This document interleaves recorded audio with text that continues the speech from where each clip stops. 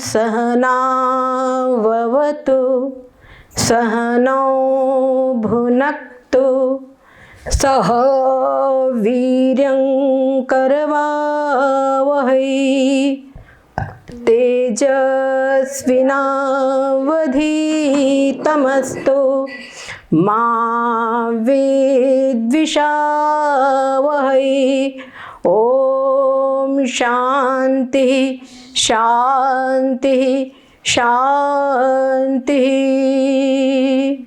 गुरुर्ब्रह्मा गुरुर्विष्णु गुरुर्देवो महेश्वरः गुरुर्साक्षात् परं ब्रह्म तस्मै श्री गुरुवे नमः।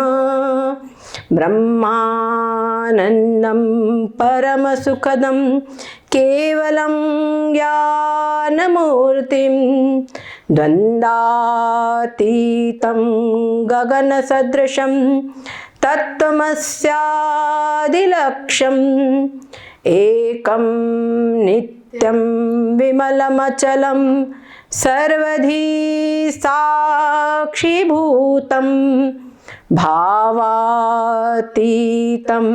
त्रिगुणरहितं सद्गुरुं तन्नमामि सद्गुरुं तन्नमामि। श्री राम जय जय राम। श्री राम जय जय राम। श्री राम जय जय राम। श्री राम जय जय राम।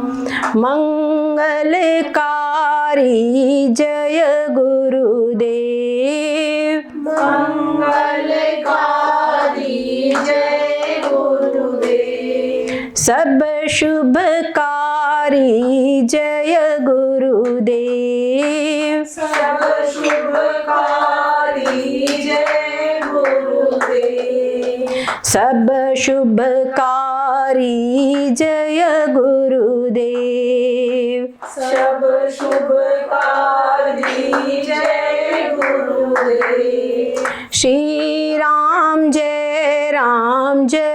जय राम। श्री राम जय जय राम।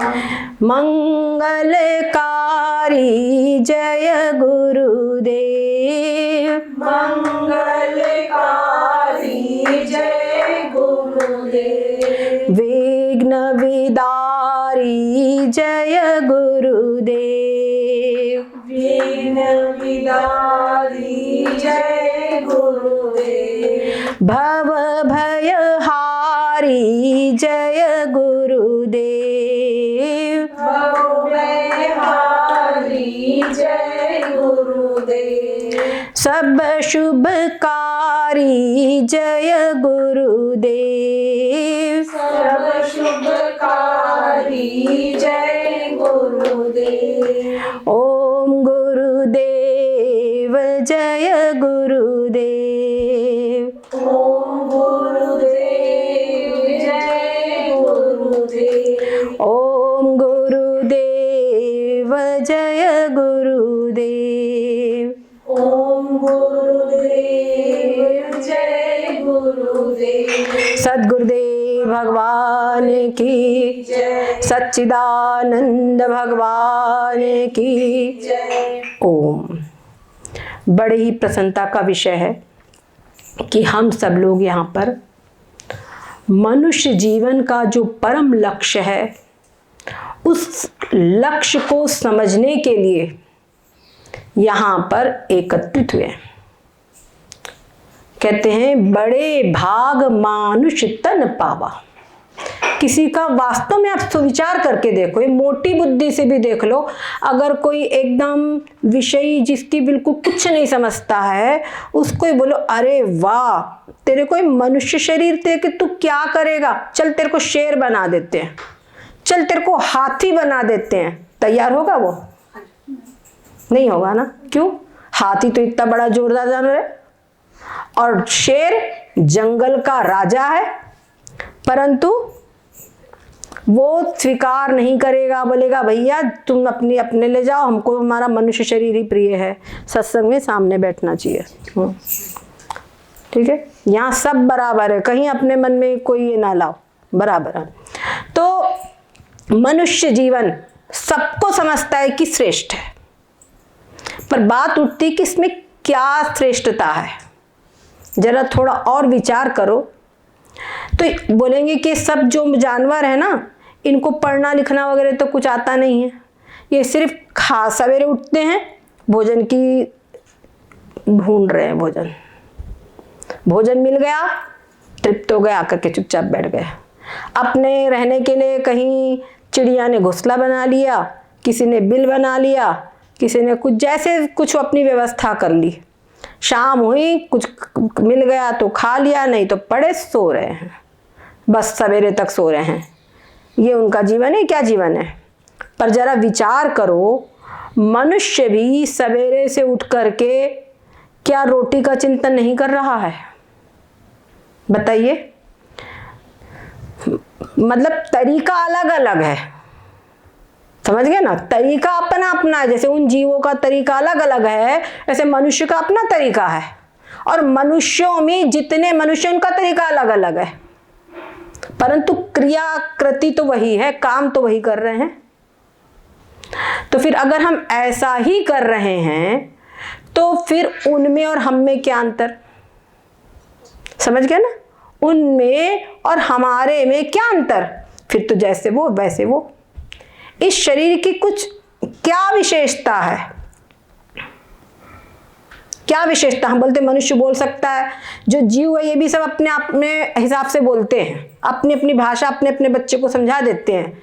एक अगर मान लो आप कुछ रोटी वोटी का टुकड़ा डाल दो, और एक जीव कोई भी जानवर है, अगर उसने किलकारी मारा, सारे इकट्ठे हो जाएंगे।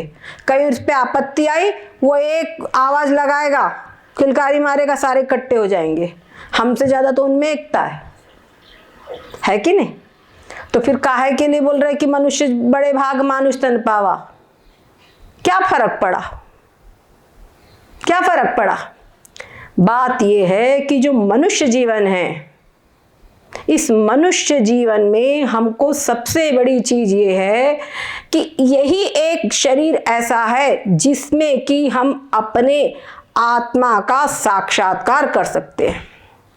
और आत्मा का साक्षात्कार करने से क्या होगा? कहते हैं पुनरपि जननम पुनरपि मरणम पुनरपि जननी जठरे शयनम। ये जो फिर जन्मो फिर मरो, तो जन्मत मरत दुसह दुख होई। जन्म लेते समय और मरते समय बहुत दुख होता है। कोई व्यक्ति मरना चाहता है क्या? बताओ।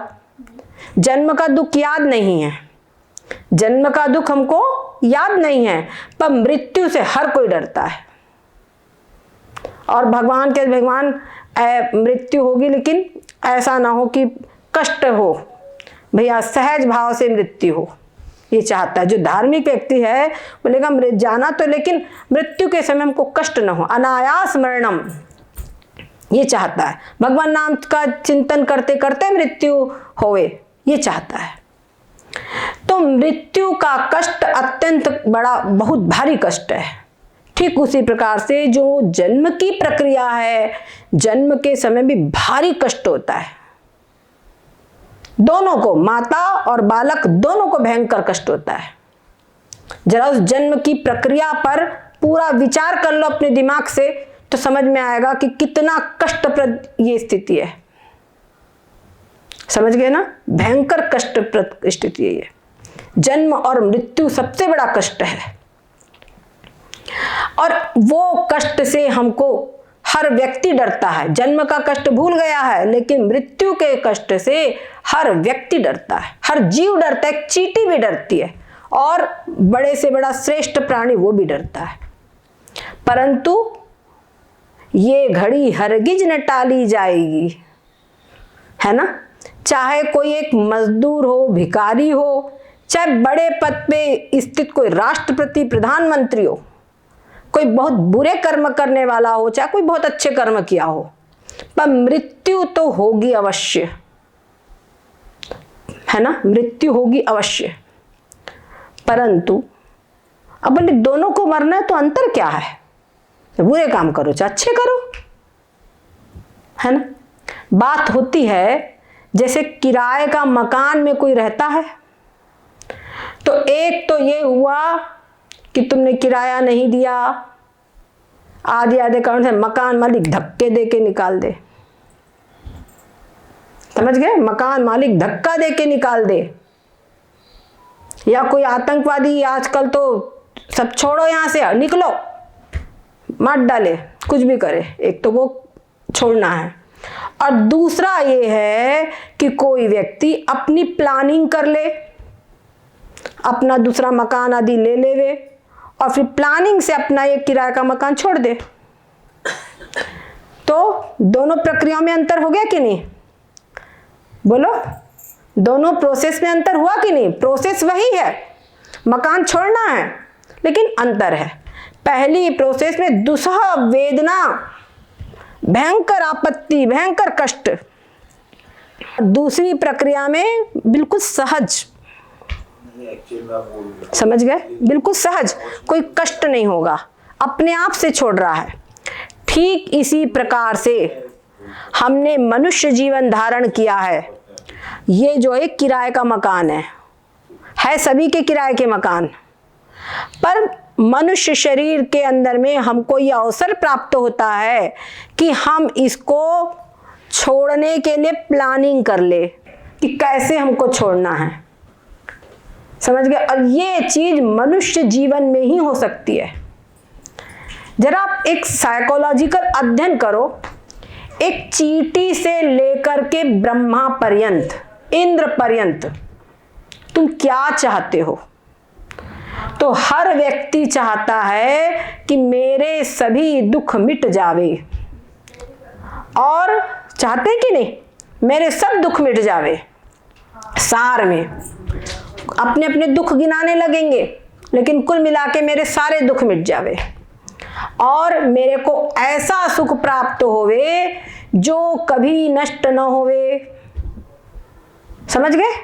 मेरे को ऐसा सुख मिले जो कभी भी नष्ट न होवे। तो ऐसा हर व्यक्ति चाहता है। हमारे मनीषियों ने इसको सीधे इसको समराइज कर दिया, सर्व दुखों की निवृत्ति और परमानंद की प्राप्ति, ये है मनुष्य जीवन का लक्ष्य। हर व्यक्ति यही चाहता है। कितनी बढ़िया बात है, स्वीट एंड शॉर्ट है कि नहीं? सर्व दुखों की निवृत्ति और परमानंद की प्राप्ति। और ये जो सर्व दुखों की निवृत्ति और परमानंद की प्राप्ति है, इसी का नाम है मोक्ष। इसी का नाम क्या है? मोक्ष। आप देखेंगे जरा, हर व्यक्ति अपने अपने हिसाब से सुख ढूंढ रहा है और कोशिश कर रहा है मेरे सारे दुख मिट जाए। कर रहा है कि नहीं कर रहा? हम लोग अपने बच्चों को खूब पढ़ाओ बढ़ करते, किस लिए करते हैं बेटा? कहते हैं पढ़ोगे लिखोगे होगे नवाब, खेलोगे कूदोगे होगे गवार।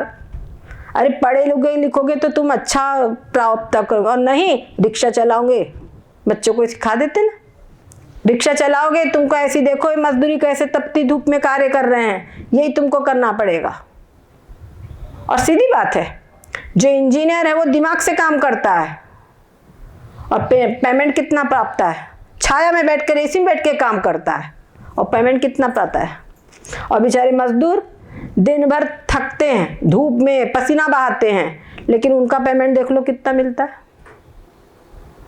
उनको कोई विशेष पेमेंट मिलता है क्या? नहीं। और उनके हाथ बस उतना ही लगता है। तो ये क्यों मिला?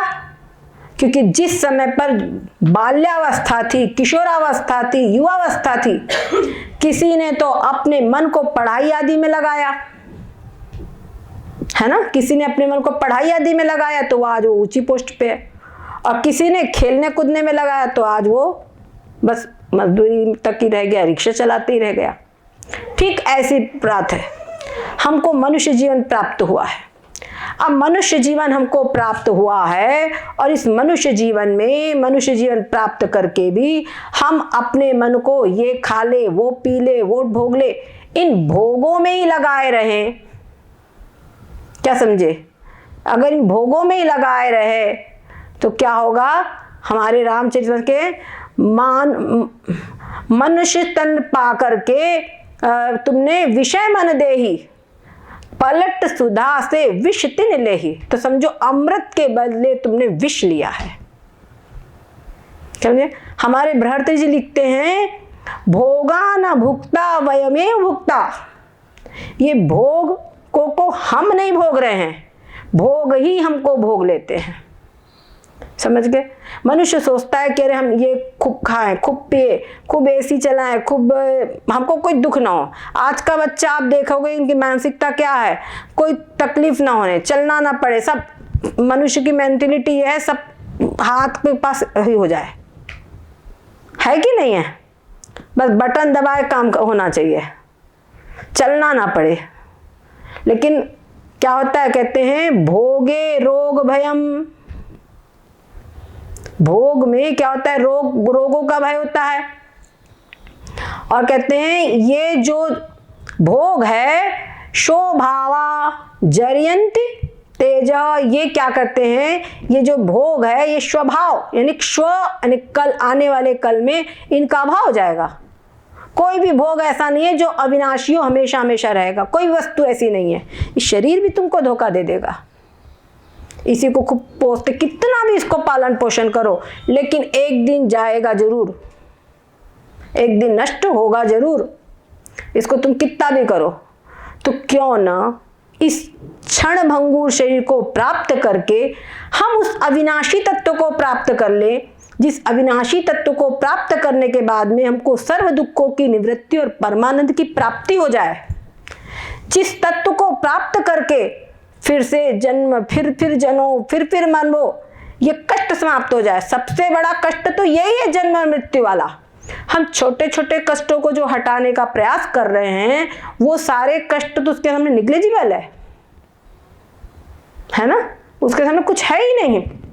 परंतु होता क्या है, एक कहानी बचपन में सुनते थे। एक बूढ़ी माई थी, वो कुछ बड़ी झुक करके कुछ ढूंढ रही थी। एक राहगीर ने देखा, बोले माता क्या ढूंढ रही हो? लाओ मैं ढूंढवा दूं। तो बोले मेरी सुई गिर गई है। अरे, और क्या करूं, एक ही सुई थी। राहगीर भी ढूंढने लगा उसके साथ। थोड़ी देर हो गई, ढूंढते ढूंढते नहीं मिली। बोले माँ ये बताओ कि सुई गिरी किस जगह थी? तो उन्होंने कहा गिरी तो मेरी झोपड़ी के अंदर थी, पर बाहर उजाला इसलिए मैं बाहर ढूंढ रही हूँ। धप्पा मारा। अरे जो चीज बाहर तुम ढूंढ रही है, जो वो अंदर गिरी तो बाहर कैसे मिलेगी? ठीक ऐसी ही स्थिति मनुष्य मात्र की है। सब लोग सुख ढूंढ रहे हैं, कहाँ? बाहर के विषयों में। और जहां पर सुख है वहां देख नहीं रहे हैं, तो सुख मिलेगा कैसे? तो सुख मिलेगा कैसे? एक प्रश्न खड़ा होता है। हमारे जैसे चेरी बिटिया जो किशोर अवस्था के बच्चे हैं, ये तुरंत प्रश्न उठते हैं कि आप कहते हो कि विषय में सुख नहीं है, पर जब हम रसगुल्ला खाते हैं, बढ़िया, आज वो कितना बढ़िया मीठा था, तो उसमें तो हमको बहुत आनंद आया था, और उसमें बड़ा आनंद आता है।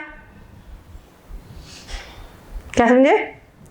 इसमें हमको बड़ा आनंद आता है, और आप कहते विषय में आनंद नहीं है। ये कैसे? अगर उसमें आनंद नहीं है, तुमको आनंद क्यों आता है? क्वेश्चन सही है ना? क्वेश्चन सही है, परंतु इसका उत्तर भी हमारे मनुष्य ने दिया है, वो कहीं पीछे नहीं है। कहते ऐसा है, वास्तव में ये जो तुमको आनंद मिल रहा है, जो तुम समझ रहे हो तुमको विषय में आनंद मिल रहा है, वो विषय का आनंद नहीं मिल रहा है, वो वास्तव में तुम्हारे अंदर के आत्मा का ही आनंद तुमको विषय में प्रतीत हो रहा है। कैसे? ओम कैसे? बोले ऐसा होता है, जब तुम्हारी बुद्धि, जब किसी की भी बुद्धि चंचल हो जाती है, इच्छा होती है, जब किसी भी व्यक्ति की, कोई भी हो, उसको किसी बात की इच्छा होती है मन में, समझ गए ना? किसी बात की इच्छा होती है, और जब इच्छा होती है तो बुद्धि चंचल हो जाती है, छोटे बच्चे ने टॉफी मांगा, टॉफी की डिमांड हो गई। अब जब तक आप उसको टॉफी ना दो, देखो कैसे मचलता है। छोटे बच्चे का मचलना तो हमको दिखाई पड़ता है, पर बुद्धि की वृत्ति अपने अंदर में जरा इसका अध्ययन करो, ये कैसे मचलती है। ये चीज चाहिए, ये चीज चाहिए, पूरा ध्यान उसी जगह पे लगेगा। कार खरीदनी है, कार खरीदनी है, पैसा कैसे जमा है, पूरा ध्यान वहीं केंद्रित हो जाएगा। तो क्या है, अब कार के लिए पैसे नहीं है, लोन ले लो, कुछ भी करो, ये इनके इन प्रकार, तो सारी क्या बुद्धि चंचल हो गई है। अब किसी प्रकार से व्यवस्था किया, भाग्य ने साथ दे दिया, प्रारब्ध ने साथ दे दिया, और जो हमारी अभिलषित वस्तु है, जिस चीज की हमको इच्छा हुई है, वो वस्तु हमारे सामने हमने खरीद लिया, आ गई, किसी प्रकार से हमारे सामने आ गई। तब जब वस्तु आ गई तो मन में कुछ शांति हो जाती है, समझ गए, कुछ शांति हो जाती है, और उस वस्तु को फिर हमारे को प्राप्त हो गई। पहले देखा तो कुछ शांति, फिर एकदम आ गई हाथ में, तो वो जो आनंद है और बढ़ जाता है। फिर उस वस्तु का उपभोग हुआ, उस वस्तु का उपभोग हुआ तो वो आनंद और भी, समझो, आनंद में गोते लगाने लगता है, समझ गए। तो गोते जब लगाने लगता है, उस समय क्या होता है वास्तव में, कि तुम्हारी अंतःकरण की जो वृत्ति पहले चंचल थी, वो वस्तु की प्राप्ति से शांत हो गई। अब शांत वृत्ति के अंदर में हमारे जो आत्मा है उसका प्रतिबिंब पड़ता है। उस प्रतिबिंब को वो वृत्ति, बुद्धि की जो वृत्ति वो भोगती है, उसको भोग करके उसको लगता है मेरे को बड़ा आनंद आया है। पर वो प्रतिबिंब बनता कब है, जब वस्तु मिली तब बुद्धि स्थिर हुई, है ना। तो उसकी स्थिरता का निमित्त बनता है वो विषय। हमारा जो वेदांत शास्त्र है बहुत बड़ा विज्ञान, इसको मेटाफिजिक्स कहते हैं। हर चीज का अध्ययन किया गया है, मन की वृत्तियों का, शरीर का, इंद्रियों का, सब चीज का अध्ययन किया गया है। इसी का नाम है अध्यात्म शास्त्र, समझ गए। और वास्तविक शांति इस अध्यात्म शास्त्र से ही मिल सकती है। और इस अध्यात्म शास्त्र का चिंतन केवल मनुष्य जीवन में ही हो सकता है, अन्य किसी जीवन में नहीं हो सकता। तो होता क्या है, जो हमको वस्तु मिलती है वो वस्तु निमित्त बनती है बुद्धि की वृत्ति के स्थिर होने का, और हमको आनंद मिलता है। तो हम क्या समझते हैं कि इस रसगुल्ले में आनंद आया है, इस कार में आनंद आया है। तो जरा विचार करके देखो, अगर हमको रसगुल्ले में ही आनंद आया है तो रसगुल्ला 1 खाया, 2 खाया, 3 खाया, 4 का बहुत हुआ, 8-10 खा लिया, अब पेट भर गया, पेट भर गया। अब बोले थोड़ा और ले लो, नहीं भाई अब तो गले तक भर गया, अब नहीं खा सकते, अब तो सिर्फ पानी चाहिए, अब तो सिर्फ पानी चाहिए। पानी लिया, पानी पी लिया। अब उसके बाद में भाई बहुत खा लिया है, अब तो लेटेंगे, अब तो हम सोए, अब लेटेंगे, विश्राम करेंगे थोड़ा, पेट बहुत भर गया है, बैठा नहीं जा रहा है, खड़ा चला नहीं जा रहा है। तब उसको बोले अब तू सोना नहीं, उसको सोने ना दिया जाए। बोलेगा नहीं मेरे को तो नींद आ ही रही है, सोना ही है, अब कुछ नहीं। अरे तेरे को 1 लाख रुपए देंगे, तू मत सो। नहीं बाबा, तुम्हारे 1 लाख तुम रखो, तुम्हारे 1 करोड़ तुम रखो, उनको नींद चाहिए। डॉक्टरों के पास में लोग जाते हैं, बोलते हैं नींद की दवाई, नींद आने की दवाई कोई मांगता है, ऐसी दवाई कोई पेशेंट नहीं जाता कि मेरे को नींद ना आवे, ऐसी दवाई मांगता है ना। होता है क्या कहीं, बोलते हमको नींद आए, तो बोलते हैं नींद का सुख सबसे बड़ा सुख है। वहां पहले रसगुल्ले का सुख बड़ा सुख था, उसके बाद पानी का सुख हो गया, पानी में सबसे अधिक आनंद है ना। उसके बाद पानी के बाद में नींद में सबसे अधिक आनंद है। अब बोले नींद, अब विचार करो ये नींद में हमको आनंद मिलता कहाँ है, मिलता है कि नहीं मिलता। बोले सुख की नींद सोए, बोलते हैं ना, रूखी सूखी खाए के ठंडा पानी पी, देख पढ़ाई चौपड़ी मत ललचाए जी। भैया थोड़ी खाएंगे सुख की नींद सोएंगे, ऐसा नहीं लेना है। बोलते कर्जा करो और रातों की नींद उड़ जाए, ऐसा काम नहीं करना है। समझदार लोग यही करते हैं, समझ गए। रातों की नींद उड़ जाए ऐसा काम नहीं करते। थोड़ा खाएंगे ठीक है, पर रात में सुख से सोएंगे तो चिंता टेंशन तो नहीं रहेगा। तो बात उठती जरा नींद के अंदर में देखो कौन सा विषय है जिससे हमको आनंद मिलता है। विषय में आनंद है ना, बोलो। रसगुल्ले में आनंद है, कार में आनंद है, बढ़िया एसी रूम में आनंद है, ठंडी है तो हीटर में आनंद है। तमाम सबके सुख के विषय अलग अलग।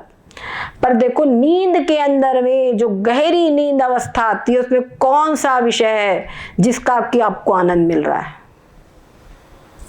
है कोई विषय, बोलो है कोई विषय जो विषय में आपको आनंद समझते में से कोई विषय है? कोई भी विषय नहीं है। इसी से सिद्ध होता है कि विषय में आनंद नहीं है। समझ गए, विषय में आनंद नहीं है। और जब हम गहरी नींद में सो जाते हैं तो क्या होता है, सारी वृत्तियां लीन हो जाती है और उस समय पे अज्ञान होता है। गहरी नींद में हम क्या बोलते हैं, ऐसे सुख से सोया कि कुछ भी नहीं जाना, बोलते कि नहीं। जब जागते हैं कहते ऐसे सुख से सोया कि कुछ भी नहीं जाना। कुछ भी नहीं जाना एक चीज, ऐसे सुख से सोया दो चीज। तो जो गहरी नींद की अवस्था है यानी कि सुषुप्ति अवस्था है, साउंड स्लीप, उसमें दो चीज है, एक तो सुख और दूसरी चीज है कुछ भी नहीं जाना यानी कि अज्ञान। समझ गए, दो चीज है। तो सुषुप्ति अवस्था में जो अज्ञान का पर्दा है, अज्ञान के पर्दे में से हमको अपने स्वरूप का आनंद प्राप्त होता है। समझ गए, अपने आत्मा का आनंद प्राप्त होता है। आनंद का प्रतिबिंब वहां पड़ता है, पर कैसे पड़ता? अविद्या के पर्दे में से। और उस अविद्या के पर्दे में से आनंद के प्रतिबिंब को भोग कर सारे शरीर की थकान दूर हो जाती है। शरीर में कोई घाव है, कोई पीड़ा है, कोई रोग है, सबकी रिकवरी हो जाती है। किसी को कोई हो जाए तो डॉक्टर लोग नींद की दवाई देते हैं कि नींद में रोग जल्दी, कुछ भी चोट हो कुछ भी हो, नींद के अंदर में जल्दी रिकवरी होती है। क्यों? क्योंकि वहां पर अपने स्वरूप का आनंद आपको प्राप्त होता है। जरा विचार कीजिए, जिस स्वरूप के आनंद को प्राप्त करके हम रात में 5 घंटे 6 घंटे 7 घंटे भोगते हैं तो पूरे दिन की थकान उतर जाती है और हम तरोताजा हो जाते हैं। वही आनंद अगर डायरेक्ट मिल जाए तो क्या होगा? समझ रहे? वो डायरेक्ट आनंद मिल जाए तो क्या होगा? तब अब 5 मिनट 2 मिनट 1 मिनट का भी मिल गया, एक क्षण का भी हो गया, कहते हैं वो एक क्षण का आनंद मिलता है हमको समाधि अवस्था में। कब मिलता है? समाधि अवस्था में।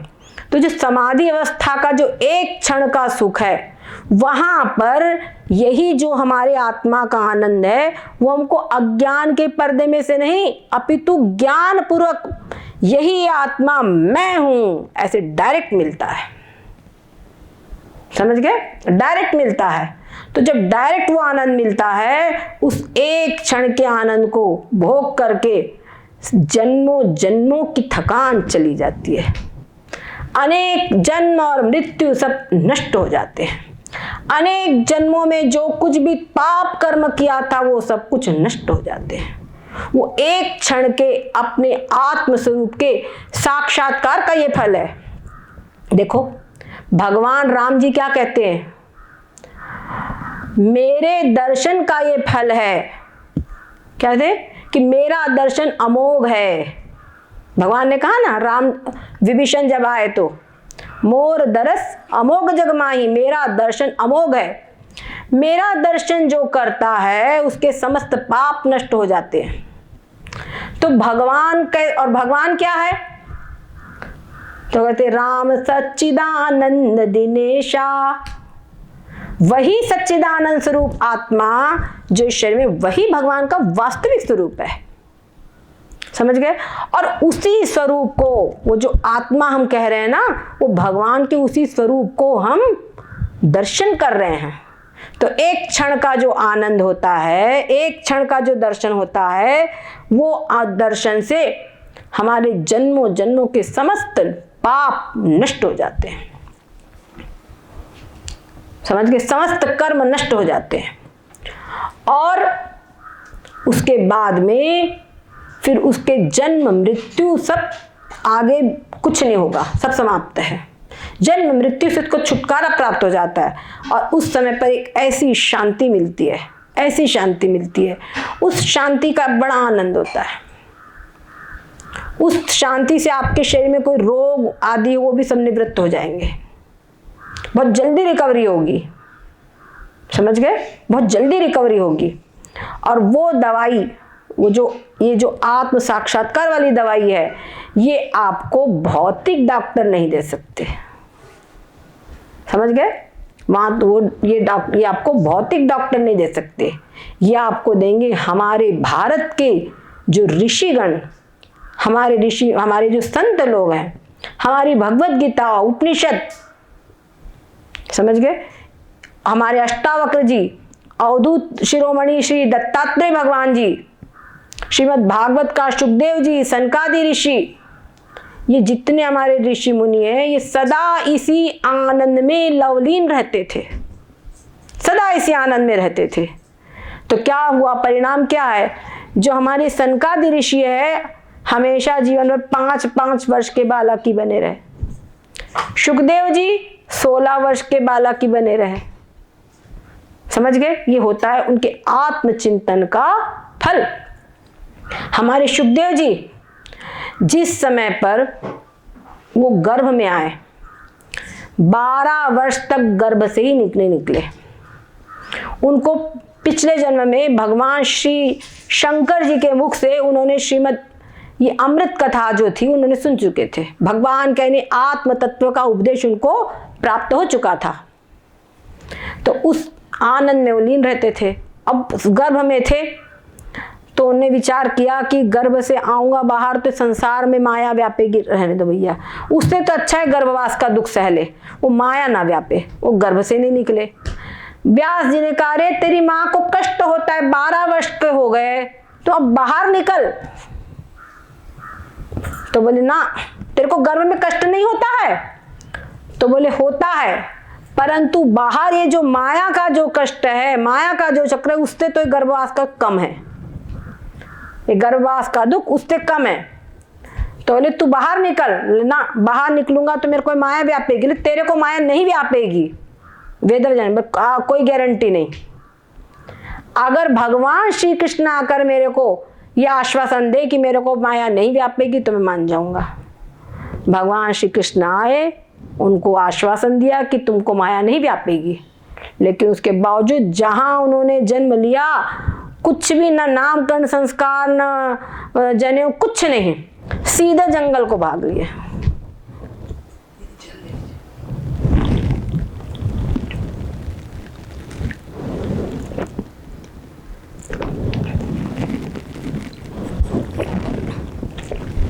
सीधे जंगल को चले गए। उनके पिताजी हा पुत्र करके उनके पीछे पीछे गए। तब सुखदेव जी की इतनी तन्मयता थी, सब में वो अपने आप को ही देखते थे। सब संपूर्ण सृष्टि मैं ही हूं, ऐसा उनका आत्मचिंतन चल रहा था। जब वो आगे चलते गए, कोई मतलब नहीं। व्यास जी उनके पीछे पीछे गए। तब वृक्षों ने उनकी ओर से उत्तर दिया कि व्यास जी, आपका जो पुत्र है ये बड़ा धर्मात्मा है, संसार के कल्याण के लिए इसका जन्म हुआ है, आप इस पर मोह मत कीजिए। समझ गए?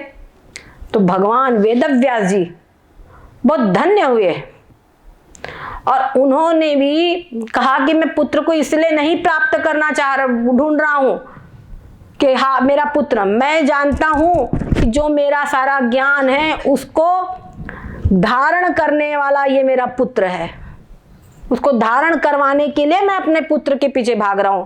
ये चला जाएगा तो मेरे ज्ञान को धारण कौन करेगा, कौन संसार को बांटेगा। और एक बात और बताएं, जिस समय पर वेदव्यास जी गए पीछे पीछे तो उनको देख करके अचानक कुछ युवतियां नदी में स्नान कर रही थी। उन्हें तुरंत देखा, व्यास जी को शर्मा आ गई, तुरंत अपने कपड़े धारण करने लगी। व्यास जी ने कहा मेरा अभी युवा पुत्र यहां से निकल गया तो तुमको कुछ लज्जा नहीं आई? और अभी तो महाराज उन्होंने कहा वेदव्यास जी से कि आपके पुत्र की दृष्टि में स्त्री पुत्र भेद ही नहीं है। समझ गए? आपके पुत्र की इतनी पवित्र दृष्टि है कि सब कुछ आत्मा ही उनके लिए हो गए हैं, तो ये स्त्री है, ये पुत्र पुरुष है, भेद ही नहीं है उनके यहाँ, उनसे क्या लाज। और आप पूछ रहे हो, ये देख लो। और बाद में वेदव्यास जी ने अपने पुत्र शुकदेव जी को ढूंढवाया। ढूंढवाने के लिए भी बड़ी युक्ति की उन्होंने, अपने शिष्यों को भगवान श्री कृष्ण का जिसमें श्रृंगार था ऐसे श्लोक याद करवाए और बोले जंगल में जाओ तो इसी को गुनगुनाओ। जंगल में जाते वो बालकों ने ये गुनगुनाते हुए तो शुकदेव जी के कान में उस स्वर पड़ा तो उनकी समाधि अवस्था में विघ्न हुआ, भगवान श्री कृष्ण का स्वरूप उनके सामने आ गया। बस उनके पीछे पीछे वो हो गए, अट्रैक्ट होकर के आकर्षित हुए और वेदव्यास जी के आ गए। फिर वेदव्यास जी ने उनको श्रीमद् भागवत पूरी पढ़ाई और वही शुकदेव जी की शुक ग्रंथ, ये जो हमको श्रीमद् भागवत है ये प्राप्त है। और श्रीमद् भागवत में भी महात्म्य से लेकर के अंतिम तक पूर्ण रूपे इस आत्म साक्षात्कार को कराने वाला ज्ञान ही दिया गया है। क्या समझे? लोग समझते हैं, आज समझते नहीं, अलग बात है, लेकिन श्रीमद् भागवत में आत्म साक्षात्कार कराने वाला ज्ञान ही दिया गया है। समझ गए? तो कहने का अभिप्राय यह है कि जो हम विषयों में आनंद खोजते हैं, सुख खोजते हैं, ये हमारी जो खोज है एक गलत दिशा में है। विषयों को हम इतना अपनाएं कि शरीर का निर्वाह हो जाए। नहीं समझे? ठंडी है, स्वेटर पहनना है, इसलिए स्वेटर पहन लिए, पर यही ठंड जो स्वेटर इसको हम गर्मी में लाद के चलेंगे, कह रहे मेरा बड़ा सुंदर कोट है, पहनेंगे क्या? नहीं, बेवकूफ कहेंगे लोग उनको, है ना? तो शरीर के निर्वाह के लिए जैसे हम सर्दी में, गर्मी में, तो सब जो भी कुछ खान पान शरीर के निर्वाह के लिए हमको करना है और शरीर की रक्षा के लिए करना है। कहते औषधवद अशनम। और शरीर की रक्षा किस लिए करनी है? क्योंकि इसी शरीर से, इसी मनुष्य शरीर से हम उस अविनाशी तत्व का साक्षात्कार कर सकते हैं, जिसका साक्षात्कार करने से, जिनका ज्ञान प्राप्त करने से जन्म मृत्यु से छुटकारा प्राप्त हो सकता है। और एक बात और बताए तो बोलेंगे कि हमको सिर्फ मरने के बाद ही कल्याण होगा, ऐसा नहीं। देखो, कोई भी व्यक्ति की अगर मृत्यु हो जाती है, पापी से पापी व्यक्ति भी होगा तो वो अपने पिता के, उसका जो पुत्र है वो लगाएगा स्वर्गीय, है ना? नरकीय कोई लगाता है क्या? मेरा बाप बड़ा पापी था, नरक में गया होगा, कोई लगाता है? कभी नहीं। सब स्वर्गीय लगाते हैं। पर किसने देखा है कि कौन स्वर्ग गया कौन नरक गया? देखा है?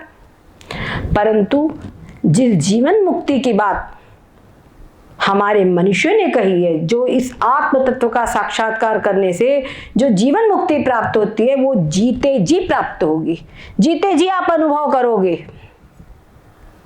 समझ गए? तो हमको इसीलिए कहा इस वेदांत विद्या को, इस ब्रह्म विद्या को नगद धर्म, इसको क्या कहा है? नगद धर्म।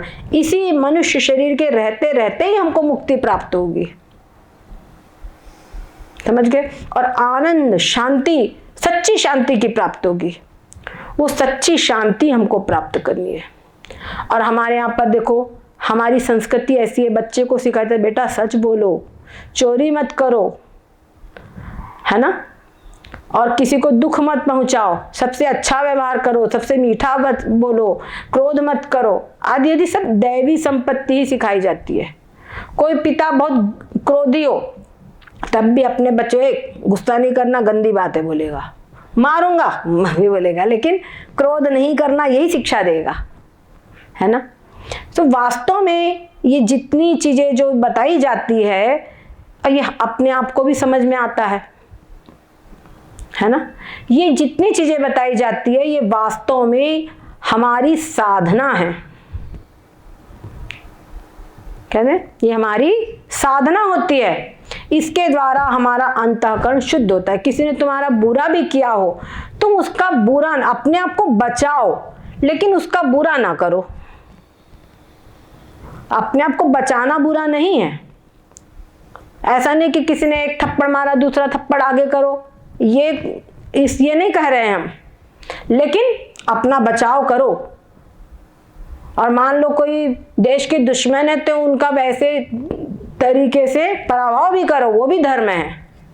कई लोग समझते ही नहीं धर्म का। हमारे यहाँ पर अहिंसा के नाम पर हमारे लोगों को क्या कहना चाहिए, डरपोक बना दिया है। ऐसा भी नहीं कहना। अगर वैसा ही होता तो भगवान जो अर्जुन थे उन्हें तो कहते मैं युद्ध नहीं करूंगा, तो हाँ बेटा शाबाश, भगवान यही कहते मत कर, बैठ अपने घर में, यही बोलते हैं ना। पर भगवान का नहीं अर्जुन तू कायरता अपना रहा है, क्लैपिंग माइस मंगवा पार्थ, बोलते तेरे को क्लैप्यता कहां से आ गई, समझ गए।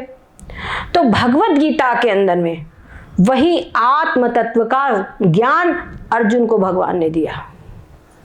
इस आत्म तत्व के ज्ञान को प्राप्त करके व्यक्ति क्या होता है, देखो हमारे कहते हैं कि जो एक बात की बात है, हर व्यक्ति कोई पाप करता है या धर्म करता है, तो मेन क्या है, कहते हैं कि जो शरीर है ये शरीर ही सारे अनर्थों का कारण है।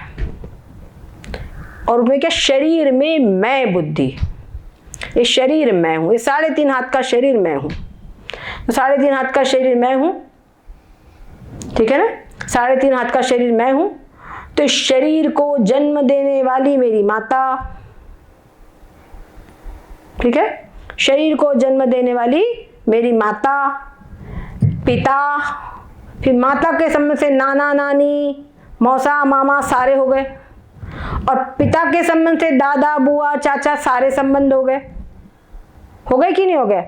इधर जो शरीर के लिए अनुकूल है, जो शरीर को अनुकूल कुछ देते हैं वो मित्र हो गए, और जो कोई प्रतिकूल करते हैं वो शत्रु हो गए।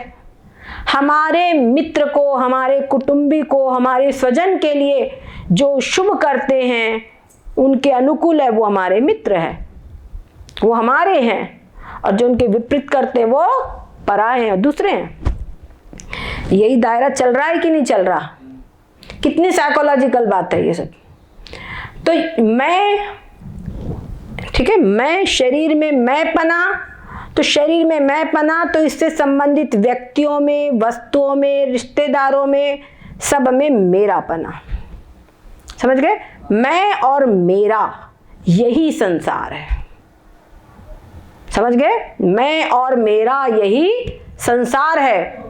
इस मैं और मेरा से छूटने का प्रयास यही अध्यात्म है, समझ गए।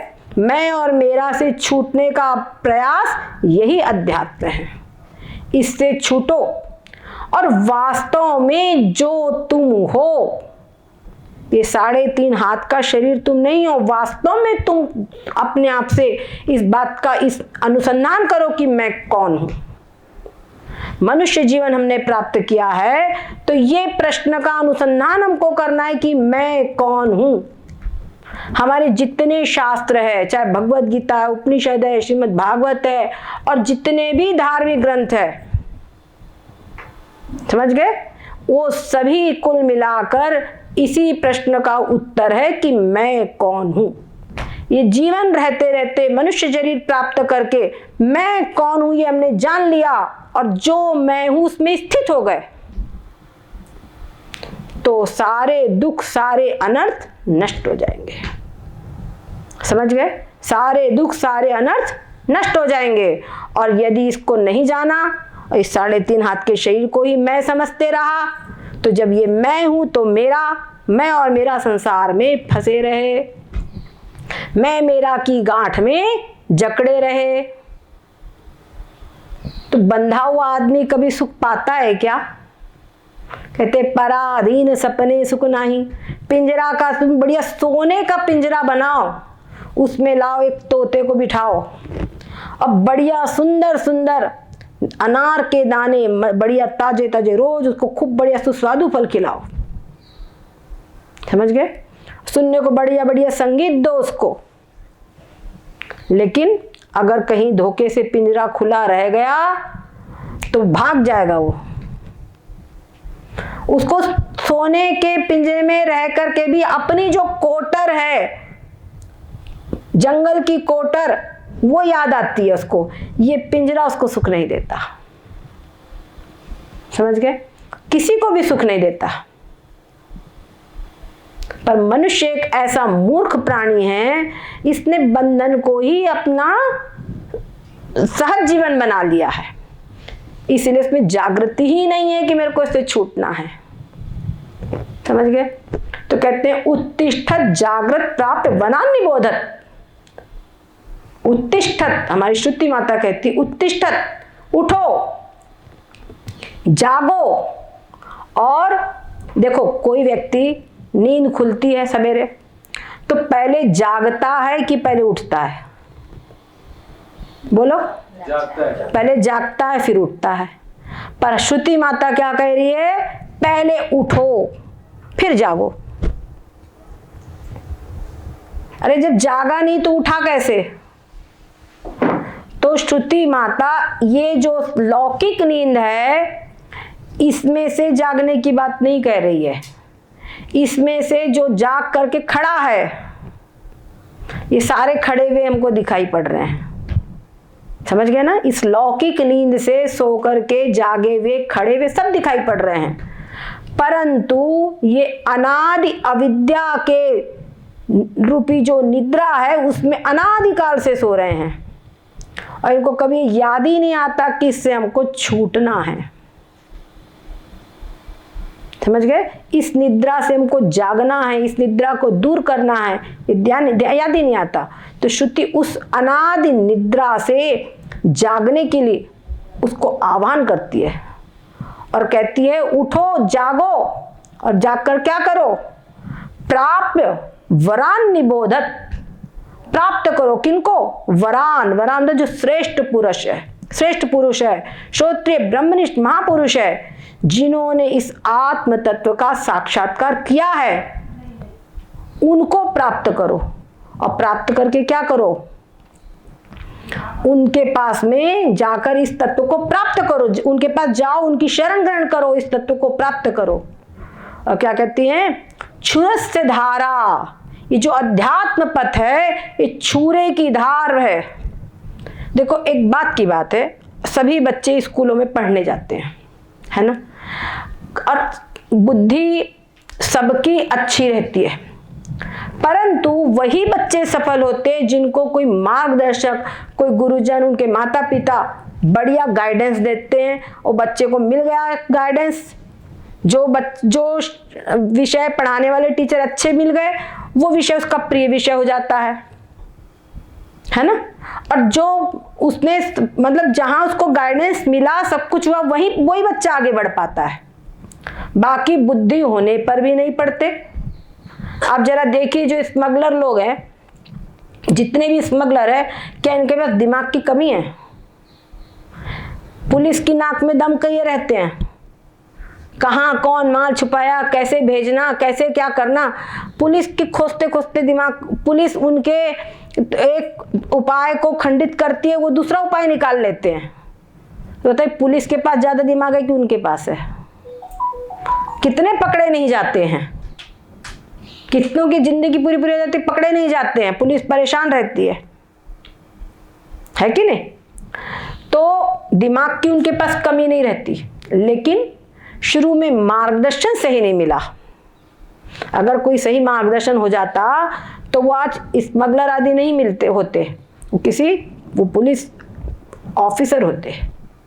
ऐसी बहुत सी चीज आप देखेगी जीवन।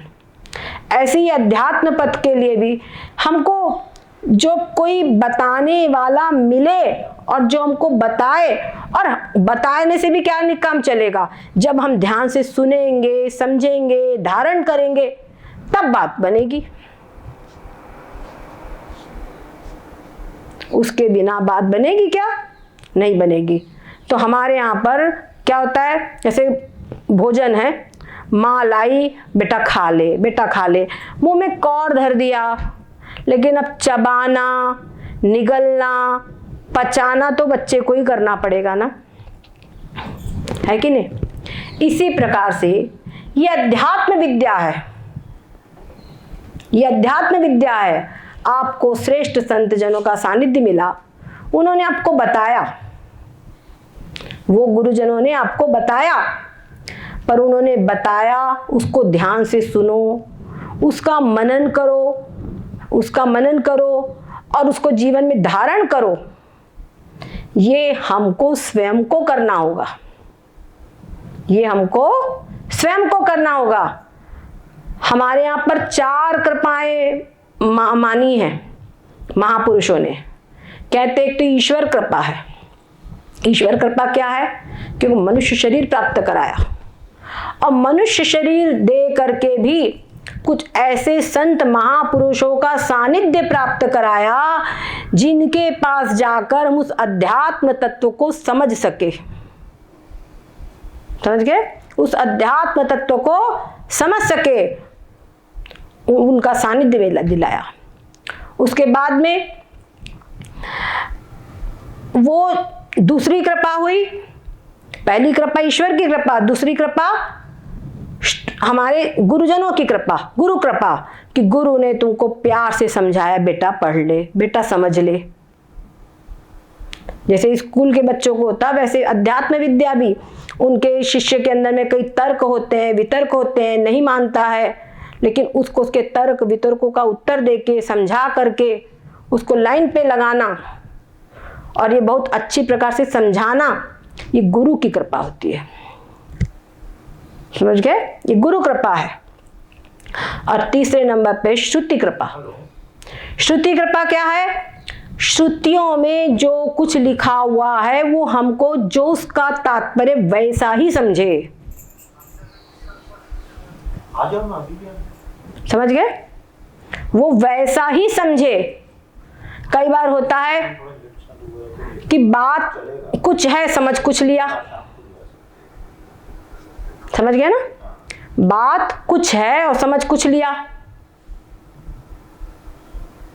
ये होता है कि नहीं होता? जब ऐसा होगा, बात कुछ है समझ कुछ लिया, तो गड़बड़ हो जाएगा। जैसे हमारा कहते हैं रोको, एक बार एक राजा ने आदेश दिया, एक पता चला कि बहुत ही मतलब फ्रॉड व्यक्ति है, जहां तहां जैसे तैसे मिल करके वो घुस लेता ही है।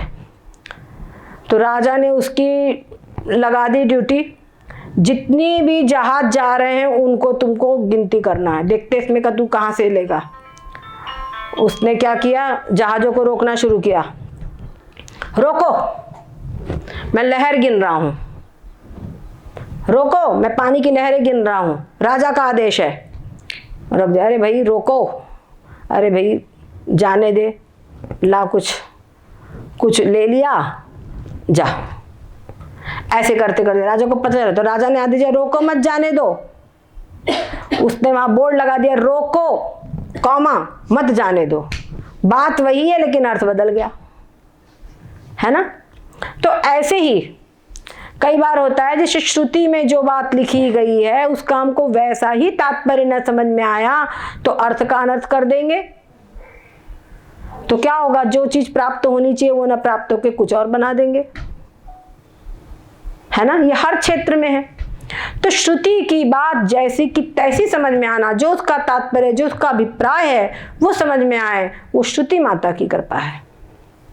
और उसके बाद में उस समझने आकर भी एक चौथी कृपा है आत्म कृपा। आत्म कृपा क्या है? सब कुछ समझा, मनुष्य शरीर प्राप्त किया, गुरु प्राप्त कर लिया, श्रोत्रिय ब्रह्मिष्ठ महापुरुष गुरु प्राप्त हो गए और श्रुति की बात समझ में आ गई, शास्त्रों का अभिप्राय समझ में आ गया, लेकिन उसको जीवन में धारण करना ये खुद को ही करना पड़ेगा। सबको मालूम है हमको क्रोध नहीं करना चाहिए, लेकिन कितने बच पाते हैं, है ना। ऐसी हर क्षेत्र की बात है। लेकिन इस अध्यात्म विद्या की तो कहना ही कि तो सूक्ष्म विद्या है, जो ये भौतिक विद्या है, जब यहाँ पर हमको सही मार्गदर्शक के बिना हम सफलता नहीं प्राप्त कर सकते, तो जो अध्यात्म तत्व है ये तो अवांग मनस गोचर है, उसको किसी भी ज्ञानेंद्रिय के द्वारा नहीं देखा जा सकता, कर्मेंद्रिय के द्वारा नहीं ग्रहण किया जा सकता, ऐसा तत्व है। अवांग मन से भी उसको ग्रहण नहीं किया जा सकता, ऐसा तत्व है। उसको हम गुरु के बिना कैसे प्राप्त कर लेंगे? उसको अंदर में हमको विशेष पुरुषार्थ के बिना हम कैसे प्राप्त कर लेंगे, कैसे समझ लेंगे? इसलिए कहा है धर्मार्थ काम मोक्षाख्येषु चतुर्विध पुरुषार्थेषु मोक्षो परम पुरुषार्थ। हमारे यहाँ पे धर्म, अर्थ, काम और मोक्ष 4 पुरुषार्थ माने गए हैं, और उन चारों में भी जो मोक्ष है ये परम पुरुषार्थ है। सबसे बड़ा पुरुषार्थ मोक्ष है। सबसे पहला पुरुषार्थ धर्म है। क्यों? क्योंकि आगे के जो पुरुषार्थ आपको अर्जित करना है उनका बेस धर्म है, इसलिए धर्म न जाने पाए। अगर धर्म मिलेगा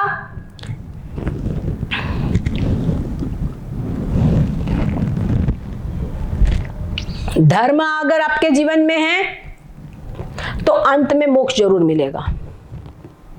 और जो आपको अर्थ कमाना है वो भी धर्म की द्वारा अर्थोपार्जन करे। जो आपको तृतीय पुरुषार्थ प्राप्त करना है वो भी धर्म के द्वारा प्राप्त करे। अपने परिवार की उत्पत्ति, परिवार का वृद्धि और परिवार का पोषण ये भी धर्म के अनुसार करे। तो चतुर्थ जो पुरुषार्थ है वो भी धर्म के ही द्वारा प्राप्त होगा। अगर ये 2 पुरुषार्थ में आपने धर्म का प्रयोग किया है तो चतुर्थ पुरुषार्थ प्राप्त होगा, और नहीं तो प्राप्त हो ही नहीं सकता। और कहते हैं प्रथम पुरुषार्थ जिसने प्राप्त कर लिया, अब बीच के 2 पुरुषार्थ को कोई त्याग करके चतुर्थ पुरुषार्थ के लिए जा सकता है। ऐसे ब्रह्मचर्य से सीधा संन्यास ले सकता है। समझ गए? पुरुषार्थ यानी यहाँ पर जो हमको प्राप्त करना चाहिए, प्राप्त करने योग्य वस्तु, वो मतलब है। जैसे अभी हमने कहा सर्व दुखों की निवृत्ति, परमानंद की प्राप्ति, ये मोक्ष है। तो ये मोक्ष परम पुरुषार्थ है, मोक्ष ही परम पुरुषार्थ है। यानी सब पुरुष का अर्थ, पुरुष की इच्छा का जो विषय है, पुरुष क्या चाहता है, तो सर्व दुखों की निवृत्ति और परमानंद की प्राप्ति चाहता है, वही मोक्ष है। तो हर व्यक्ति मोक्ष चाहता है। समझ गए? हर जीव मोक्ष चाहता है। हर व्यक्ति, हर जीव एक चींटी तक सर्व दुखों की निवृत्ति और परमानंद की प्राप्ति चाहते हैं। समझ गए? बस ये है कि खोजने की दिशा सही हो जाए। अगर खोजने की दिशा सही होगी तो क्या होगा? अपने लक्ष्य को प्राप्त करेगा। और खोजने की दिशा नहीं प्राप्त करेगा तो बूढ़ी माई की तरह बस खंगालते रहेगा, भटकते रहेगा, कुछ हाथ नहीं आएगा। समझ गए? तो हमको ये मनुष्य जीवन जो प्राप्त हुआ है, मनुष्य जीवन का हमको सदुपयोग करना है। देखो कोई भी त्योहार वगैरह आता है, लोग बोलते हैं जरा तीर्थ यात्रा कराएं, और तीर्थ यात्रा में सबसे बड़ा गंगा जी नहा ले। क्या कहते हैं? गंगा जी नहा ले।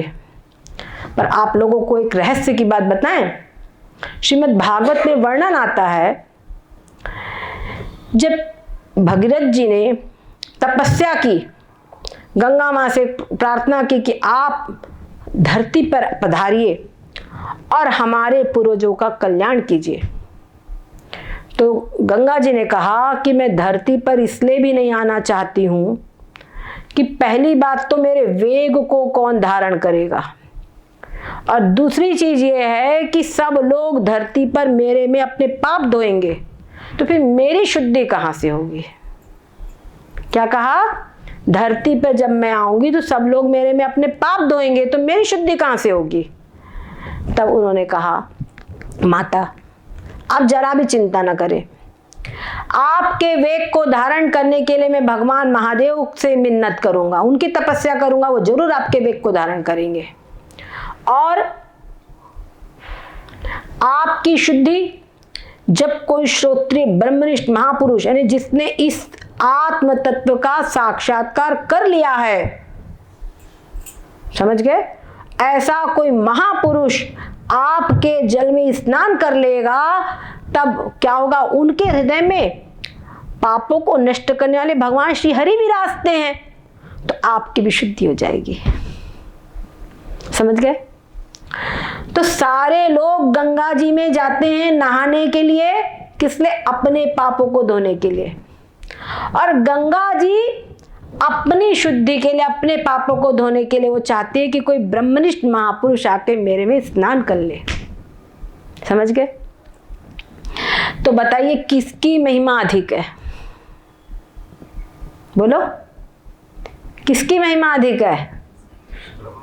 ब्रह्मनिष्ठ महापुरुष की, है ना।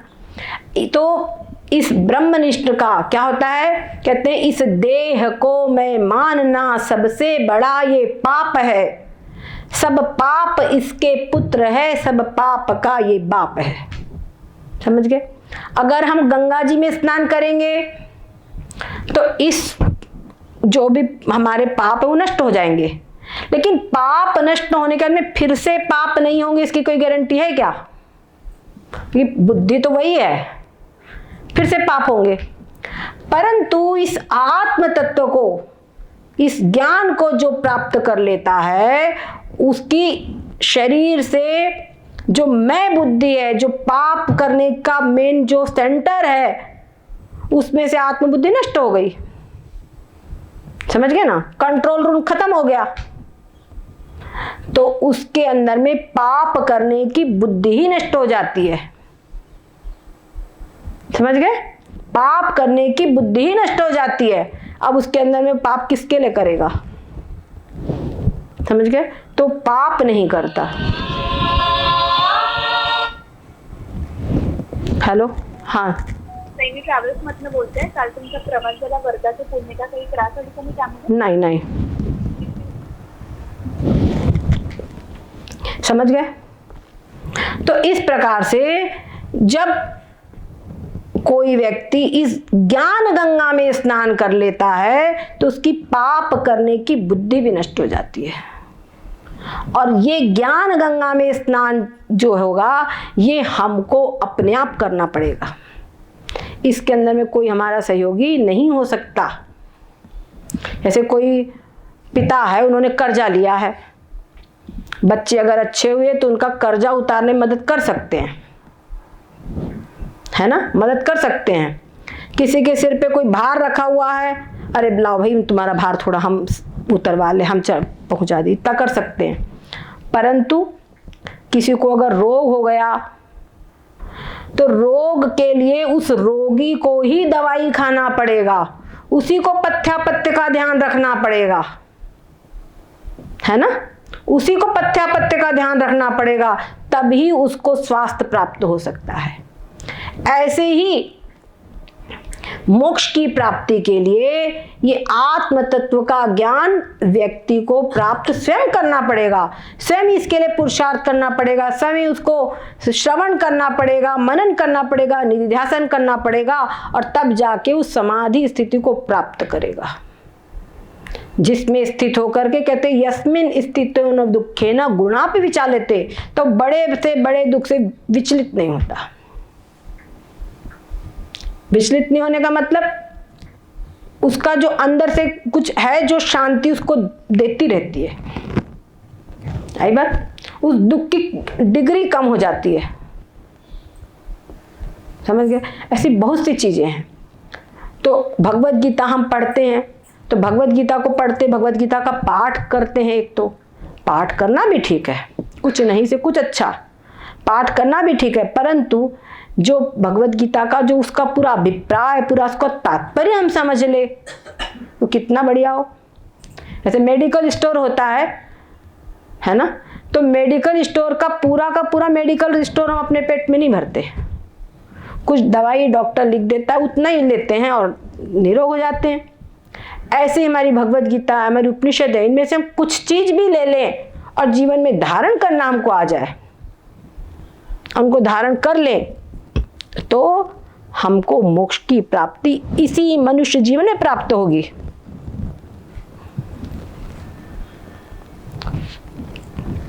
समझ गए? इसी मनुष्य जीवन में प्राप्त होगी, कहीं दूसरी जगह जाने की जरूरत नहीं है। पर ये पुरुषार्थ हम ही को करना होगा, स्वयं हमको ही। समझ गए? तो मनुष्य जीवन हमको जो प्राप्त हुआ है, तो इसके अंदर में जो मनुष्य जीवन प्राप्त हुआ है, इसके अंदर में हमको जो एक महत्वपूर्ण प्रश्न है वो है मैं कौन हूं, इसका उत्तर प्राप्त करना है। समझ गए? इसका उत्तर प्राप्त करना है। उसी के साथ साथ में दूसरा प्रश्न है परमात्मा क्या है। समझ गए? परमात्मा क्या है। और फिर तीसरा प्रश्न है कि संसार क्या है। ये तीनों प्रश्न इंपॉर्टेंट है या नहीं है? समझ गए ना? और इन तीन प्रश्नों को हमको हल करके, इनका प्राप्त करके, इसके बाद हमको करना क्या है। समझ गए? इसके बाद में हमको करना क्या है, ये हमको समझना है। समझ गए? ये हमको समझना है। तो अभी आपके पास समय है अगर, तो हम चले आगे। हाँ, नहीं तो कल हम इन तीन ही प्रश्नों पर विचार करेंगे। कल कहाँ पर सत्संग है? संकट हरण मंदिर में। तो कल संकट हरण मंदिर के अंदर में हम इन्हीं तीन प्रश्नों पे विचार करेंगे। ठीक है? तो ये प्रश्न आप हल कर लिए अगर जीवन में, तो समझ ले मनुष्य जीवन का सबसे बड़ा पुरस्कार आपको प्राप्त हो गया। समझ गए? और भी आप लोगों को ये सब समझने के लिए बहुत अच्छा होगा, आप हमारा जय घोष गीता चैनल है उसको सब्सक्राइब कीजिए। और अगर वेदांत आपको बिल्कुल उसमें मास्टरली पढ़ना है, इस आत्म तत्व का साक्षात्कार करके जीवन मुक्ति के आनंद की विशेष अनुभूति करनी है, तो इसके लिए हम ऑनलाइन क्लासेस भी लेते हैं। और जितने लोग अभी तक पढ़े हैं सब लाभ ले रहे हैं और अच्छे से, मतलब जीवन की पहले जहाँ थे उससे सबकी मेंटलिटी ऊपर उठी है और इसमें अवश्य ही लाभ सबको मिलेगा। तो 5:30 से 6:30 बजे होती है और 1 महीना के बाद लगभग हम एक फिर से शुरू करने वाले हैं कि जिसमें कि 0 से शुरू करेंगे। जो नए लोग हैं उनको जुड़ने के लिए अवसर उसमें प्राप्त होगा। लगभग 1 महीना लग जाएगा दूसरा शुरू होने में ग्रंथ। अभी हमारे ग्रंथ पहले से चल रहा है विचार सागर, उसके पूरे होने के बाद में फिर से विचार चंद्रोदय एक छोटा सा ग्रंथ है वो हम प्रारंभ करने वाले हैं। सद्गुरुदेव भगवान की जय, सच्चिदानंद भगवान की जय। हरि ओम।